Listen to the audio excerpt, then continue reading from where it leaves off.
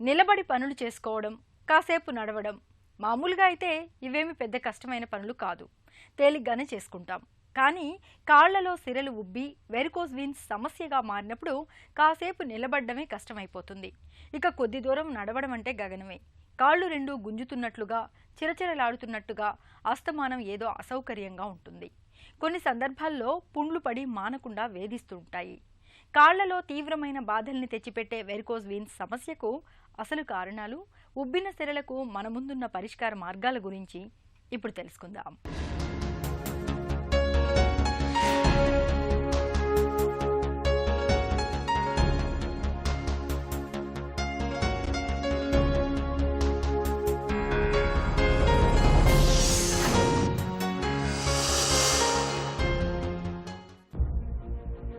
Varicose veins అంటే కాళ్లలో సిరలు చెడు రక్తంతో నిండి ఉబ్బిపోవటం.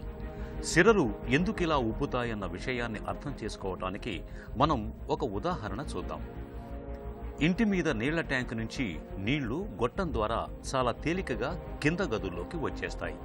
కానీ కింద నుంచి నీళ్లు మళ్లీ పైకి ట్యాంకులోకి వెళ్లాలంటే అంత తేలికేం కాదు. మోటార్ను పెట్టి పైకి ఎక్కించాలి. మన శరీరంలో రక్త ప్రవాహం కూడా అచ్చంగా ఇలాగే జరుగుతుంది. గుండె నుంచి ధమనుల ద్వారా రక్తం తేలికగానే తల నుంచి కాళ్ల వరకు చేరిపోతుంది. కానీ మళ్లీ అక్కడి నుంచి చెడు రక్తం సిరల ద్వారా తిరిగి గుండెకు చేరటమే కష్టంగా ఉంటుంది. పైకి ఎక్కాల్సిన రక్తం కిందికి జారిపోకుండా సిరల్లో ప్రత్యేకమైన ఏర్పాట్లు ఉన్నప్పటికీ ఒక్కోసారి రకరకాల కారణాల మూలంగా ఇలాంటప్పుడు సిరలు చెడు రక్తంతో నిండిపోయి బాగా ఉబ్బి వెడల్పుగా మెలికలు తిరిగినట్లుగా సాగినట్లుగా అయిపోతాయి. వెరికోస్ వెయిన్స్ అంటే ఇవే. వెరికోస్ వెయిన్స్ అంటే చెడు రక్తాన్ని తీసుకెళ్లే రక్తాలలో ఉన్న వాల్వ్స్ ఎఫెక్ట్ అవ్వడం వలన కాళ్ళ నుంచి బ్లూయిష్గా రక్తనాళాలు పొంగులు ఏర్పడడం వెరికోస్ వెయిన్స్ అంటారు. బాగా లావు ఉండే వ్యక్తులకి వస్తుంది.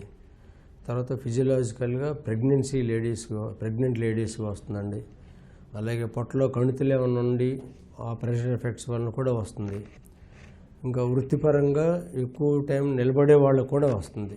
పోలీసు వాళ్ళకి కానీ ఇలాంటి బస్సుల్లో తిరిగే డ్రైవర్లకి, కండక్టర్లు వాళ్ళకి అలా వస్తుంది. వృత్తిపరంగా వచ్చాయి. ఎర్లీ స్టేజ్లో అయితే బయటికి కొంచెం బ్లూయిష్ డిస్కలరేషన్తో చిన్న చిన్న పొంగుల్లా కనిపిస్తాయి, కానీ అవి పెద్ద అన్నోటీస్డ్గానే ఉంటాయి. కాకపోతే కాళ్ళు పిగుతున్నాయి అని వస్తారనమాట అండి డాక్టర్ దగ్గర కన్సల్ట్ చేయడానికి. ఎర్లీ స్టేజెస్ అయితే అది కొంచెం వ్యాధి ముదరడం అనేది జరిగితే బాగా జరిపోతులాగా ఉబ్బేసి ఉండడం, ఇచ్చింగ్ దురద రావడం. తర్వాత దురద వచ్చిన తర్వాత స్టేజ్ ఏంటంటే కొంచెంగా ఊజింగ్, రక్తంలో ఇంజ్యూరీ అవ్వడం వలన కాస్త బ్లడ్ రావడం. ఇంకా నెక్స్ట్ స్టేజ్ ఏంటంటే అల్సర్స్ తయారవుతాయి, వేనస్ అల్సర్స్ అంటాం. అవి ఇక మానం వచ్చేసి ఊజింగ్ వస్తా నాన్ హీలింగ్ అల్సర్స్గా మారుతాయి. మామూలుగా అయితే మనం నడుస్తున్నప్పుడై ఈ లక్షణాల తీవ్రత ఒక్కొక్కరిలో ఒక్కో రకంగా కనిపిస్తూ ఉంటుంది. పేషెంట్ సిమ్టమ్స్ని బట్టి ఒకటి. రెండోది క్లినికల్గా పేషెంట్ని ఎగ్జామిన్ చేయడం.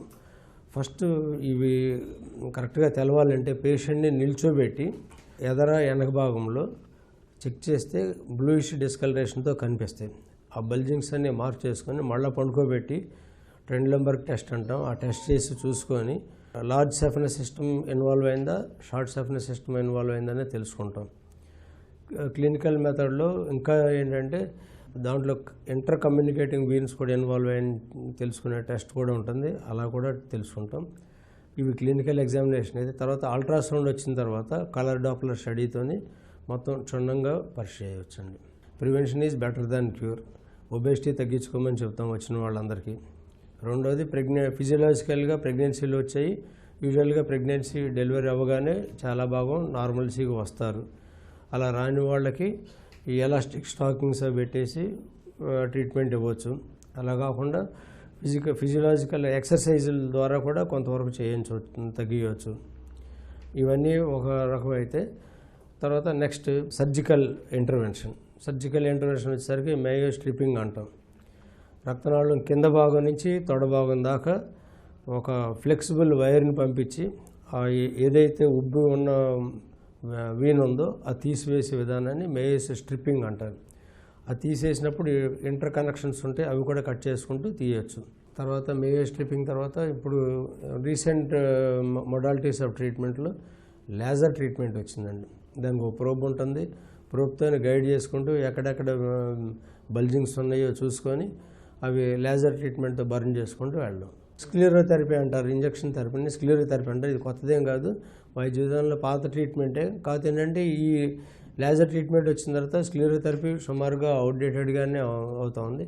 అవి మైన్యూట్ వెజల్స్ అయితే చేయగలం, కానీ పెద్ద వెజల్స్ స్క్లిరోథెరపీ చేసినా ఫెయిల్ అవుతుంది. కాబట్టి మెయిన్ ఆప్షన్ ఈ surgical option or laser treatment. కాళ్ల మీద సిరలు పైకి ఉబ్బి స్పష్టంగానే కనిపిస్తుండటంతో వెరికోజ్ వెయిన్స్ సమస్యను డాక్టర్లు చూడగానే గుర్తించేస్తుంటారు. అయితే కొంతమందిలో సిరల్లో ఉబ్బు పైకి కనిపించకపోవచ్చు. చర్మం రంగు మారటం, పుండ్లు పడటం, వాపు వంటివి మాత్రం ఉండొచ్చు. వెరికోజ్ వెయిన్స్ని గుర్తించడానికి చాలా తేలికైనది, సులువైనది కలర్ డాప్లర్ పరీక్ష. ఈ పరీక్ష సాయంతో సిరల్లో రక్త ప్రవాహం ఎలా ఉందన్నది తెలుస్తుంది.